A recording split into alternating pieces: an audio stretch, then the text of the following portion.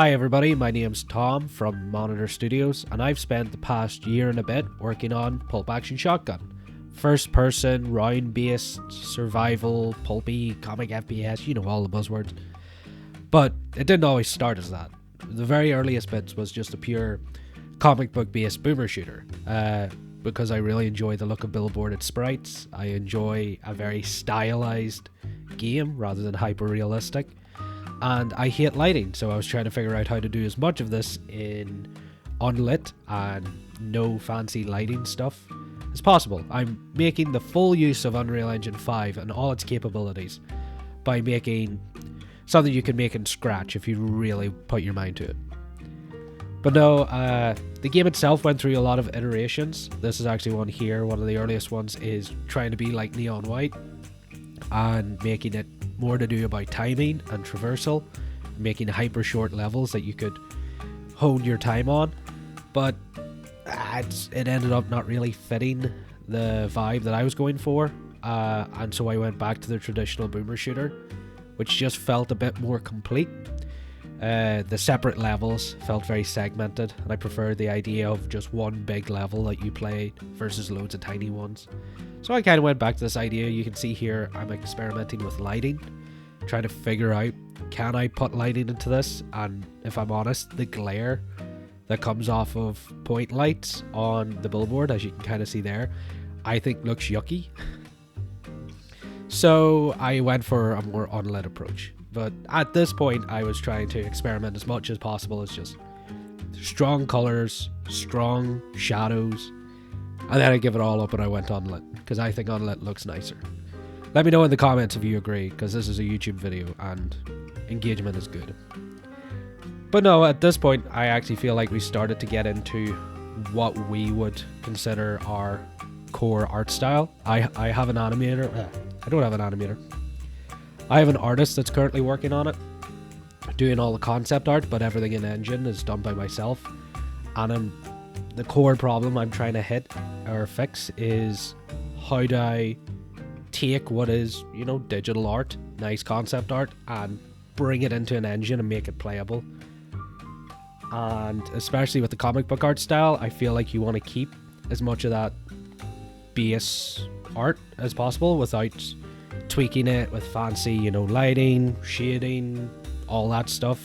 If that's what it looks like on Procreate, I feel like that's what it should look like in Engine. But it's at this point where we decided to introduce a round-based mode for this. Rather than having linear levels, we could get as much bang for our buck as possible from each level by making them round-based. And being an independent studio, most of our goals, outside of delivering a core vision, which is very marketing speak, is we're trying to find our best bang for our buck whenever we work. So there's no point as a singular person me trying to create 100 levels whenever 10 levels do good. But yeah, at this point you can see I'm taking a lot of inspiration from Call of Duty Zombies. This is supposed to be my version of the Kino level. Just trying to use an existing round-based game modes map to see how well our core components kind of work in that space. And I actually really enjoyed this time. This was around December. This was like my Christmas break. This is like the day after Boxing Day, and I just sat down and was like, I'm going to make my own COD map game, which was quite fun. And then by the end of the Christmas break, I had this trailer that I put up on Itch, and I had a playable demo of this map for a while. And I felt that it came out really well. As an experiment of going into round-based modes, I felt like the game worked a lot better in this space than it did in linear levels or in neon white levels.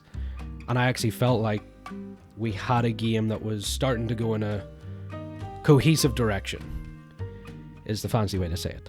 But for the past month after that, I started to work on just trying to create my own levels, experimenting a bit more, and trying to get this in front of people.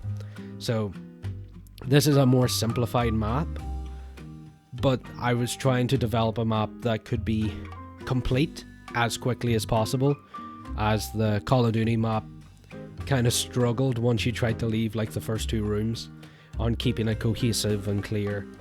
So I created this simpler map so that it could be demoed and I could show it in front of people. And I actually sent it on to Indie Game Clinic to try and get feedback. And that should be the footage that's coming up. I'm going ahead of script. So it was very cool to see Indie Game Clinic play our game, give us feedback. He really enjoyed playing it, which was a good sign. You can actually see this was 1 year since I started the development. This was 2024, 24th of April. This was 24th of April, 2025. 1 year, 12 months, a lot of random left and right turns, but a far more cohesive game at this point than what we had 12 months ago. I also put this wee trap in so that he couldn't win and immediately die, and that was quite fun. I like annoying players. So, good job. And I know I must have been doing the right thing, that once he died here, he immediately hit retry and wanted to go again. Not realizing that that ending wasn't possible because he did go to it with no ammo. So, from here I took the feedback that he gave. Mostly it was to do with, you can see here, enemy drops instead of just getting points automatically added to your counter. So you had a reason to run around the map more, and trying to add some additional gore so that whenever enemies died you really felt it. So this here was just me trying to incorporate that as quickly as possible, while also trying to introduce maps that kind of made a bit more sense and looked a bit better. So always take it on the feedback anywhere I can. I'm adding like this random rule of thirds to make sure that, you know, things are always in the center of the screen. I don't know, I'm trying to get fancy with like cinematic language, you know, things like that. But now I was able to develop a full trailer and something that I could show to the public. I actually submitted this to Rising Tides, to Blue Ocean Games Rising Tide Challenge, where people voted on the trailers, and we placed 35th out of 1,066. So I think it came out looking really well. I was very happy with how it turned out, but there's still a lot to do with the game itself. There's a lot of areas that still need improvement, still need tweaking. We still only have one enemy and one gun. This has been kind of a point of contention, or a sticking point, where the additional enemies are fine. It's whether or not we should have more than just a shotgun in a game that's titled Pulp Action Shotgun is something that still needs to be considered. But it's great to see the progress that has been done in relatively short time for game development. A year is a long time for me, not really a long time for trying to make a product. So I'm very happy with how it turned out.